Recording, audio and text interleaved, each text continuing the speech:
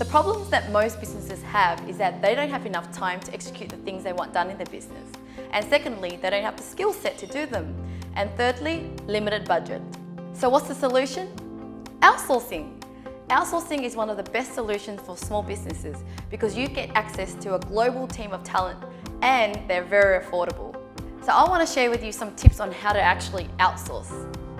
Number one, you go to Odesk. That's one of my favorite marketplaces where you can find talented people. Secondly, once you've created an account on Odesk, you post the job. What you need to do is choose a category that the job belongs to. For example, if you're after a website developer, you choose website development as the category. And what you need to do is enter a title. Now, one little trick that I do is I also add the word urgent in it. So for example, I would write, require a WordPress developer urgently. The reason why I do that is so that I can attract more candidates because they think that I'm ready to go. Now, the next thing you need to do is choose whether it's an hourly cost or fixed cost. I would always recommend choosing fixed cost.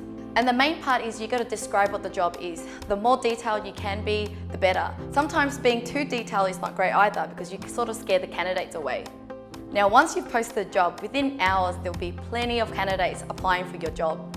So what do you have to look out for? When you go through the candidates list, you need to look for their star rating, whether they have 4-star or 5-star. I prefer to work with candidates that have 4-star or above. Now, the next thing you need to look out for is their feedback. They've obviously have had jobs that they've worked in the past and there's feedback from old employers.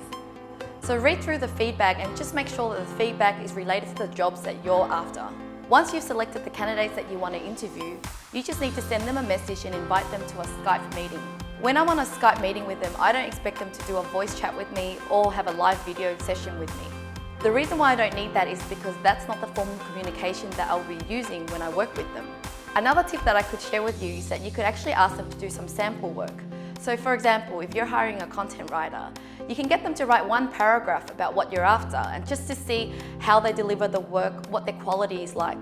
Outsourcing can sound a bit complicated and confusing, but if you really have a love for outsourcing, you can make it work. Because I love outsourcing and I've been doing it for over 5 years now. Nowadays, I hardly have to use Odesk because I've already created a database of great workers ready to work on my projects.